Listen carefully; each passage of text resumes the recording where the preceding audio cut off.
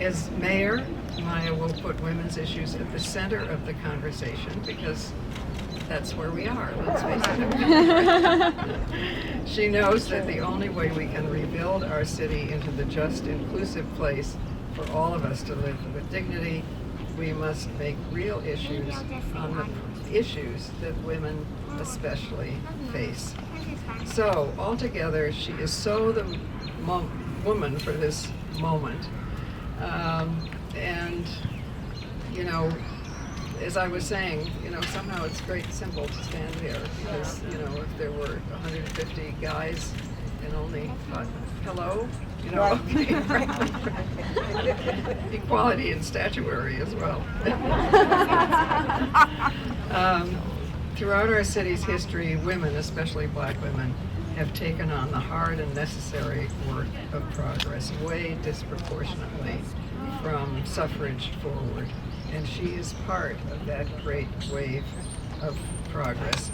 And I feel a special joy because I worked with Maya's father, George Wiley, in the National Welfare Rights Organization for a very long time.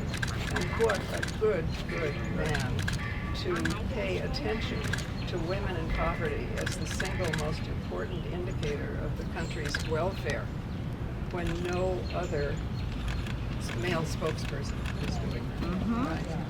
And I'm so sorry that Maya lost him young, but her spirit is in her. His spirit is in her. And it is my great honor to introduce my next mayor. Yes! New York City, Maya Wiley.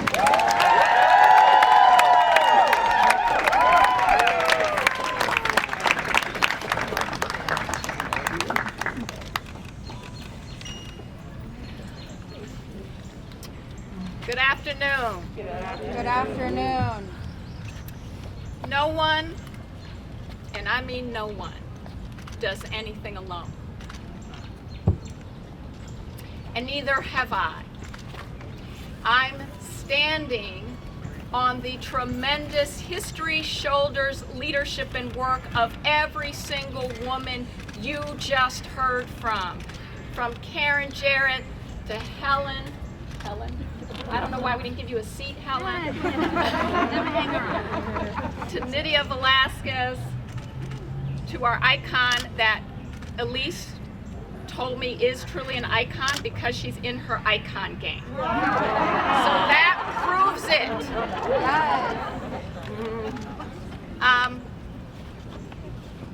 But we also stand on shoulders that are no longer with us. And those shoulders are multiple, they are broad, and they are deep. And I'm going to start with one of the quotes that needs to carry us today and every day moving forward to June 22nd. That's the, Elise is reminding me, she was helping me earlier. Sojourner Truth said, "Truth is powerful. And it prevails. It prevails. So let's talk about the truth.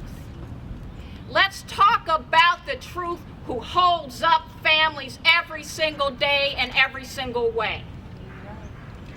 Women. Let's talk about the truth that was our essential workers all during COVID, showing up every day, COVID or no COVID, sunshine or snowstorm, to get to a hospital, to get to an elderly person shuttered at home that needed home health care, to get to a child that needed some help. Women, and let's tell the truth about who has always led. Always led, always served, always stepped up, and always asked for nothing in return. Do I have a witness? Do I have a witness? Am I speaking for anybody today?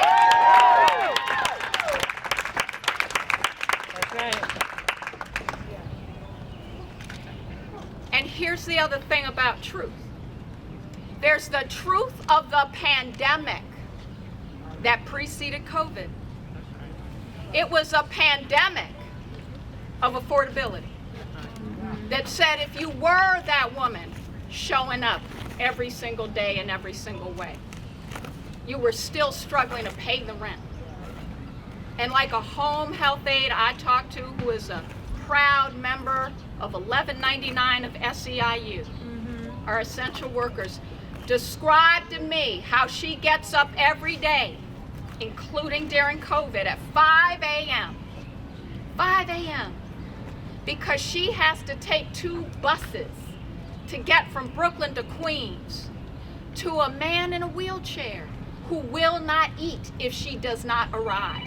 And she has to travel 2 hours there, 2 hours back, is a lucky woman because she's a union member. She has benefits. She gets paid with minimum wage. And guess what else?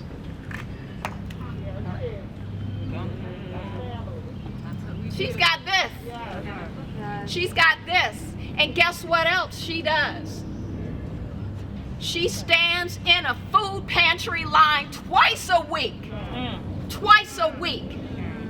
For her service, for her commitment, and in exchange for not asking for anything else but doing for everybody. And this is the truth. That is an outrage. That is an injustice. That is a diminishment. That is racism and sexism at work. That will not stand. And here's the other truth. Here's the other truth. Oh, we're done.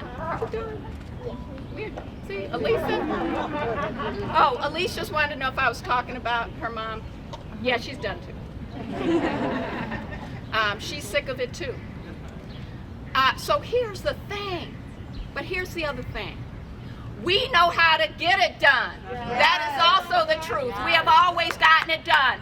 And while we may be the defenders of democracy, while we may be the cavalry in a crisis, we now proclaim that you can call us queens, but you will no longer tell us we are not qualified. We are done. We are done.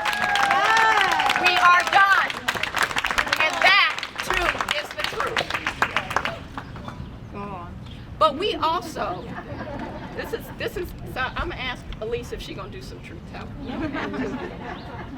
Because when I said none of us does anything alone, neither do I.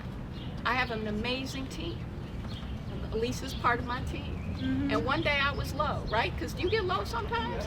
Because the world tries to beat us down for standing up. And sometimes we need a little help. And Elise gave me a little help one day. You don't care? Mind tell them? I was having a tough day on this campaign trail. So Elise taped a video for me. And in that video, she told me that I was her great friend. Right? And that, what else? Remind me. Oh, and that everyone should vote for me. I wasn't actually angling for that one, but there you have it. And I'm going to put her down because she's heavy. But all our burdens are heavy that we carry, but this is not our burden. Because here's the other truth. We can make this change. We will make this change. But it takes a different kind of leadership. It takes a leadership like a Helen Rosenthal who got this statue started. But not only that, has led the way for women in city council. It starts with leadership like Karen Jarrett, who says, no, we work.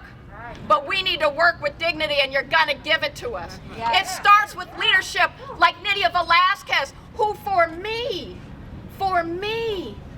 is the icon that shows you can run for office and not forget the people you serve. She has not forgotten one day of her decades as the first Latina in Congress. She has never forgotten why she went. day, and then Gloria Steinem, whose broad shoulders we all have been standing on for decades. Grateful, who put it on the line every day in every way to say, no, we won't. Yes, we will. We are done here with this sexism. We are done here with pretending that there's something different about women that says we can't have what we want, do what we want to do, and not take anything from anybody because we lead. That's right. We lead. That's right. And when I am mayor, I'm going to show this city just how it's done. Yeah. Just how we show how we can take our capital construction budget and actually create housing with rent we can afford. Whether we earn $15,000 a year or $150,000 a year. That we're going to show what it looks like to create 100,000 jobs when we do it. And put those jobs in the communities that had the highest rates of COVID infection, the highest rates of death, because there are essential workers that have to stand in food lines despite their long hours. That ends. And we will also say that care work is real work. Care work is real work. And women are doing it every day, and we're going to recognize that it deserves some pay. That's right. So $5,000 grants starting with the 100,000 neediest families for care. For care. But here's the other thing. All our residents are our people. Every last one.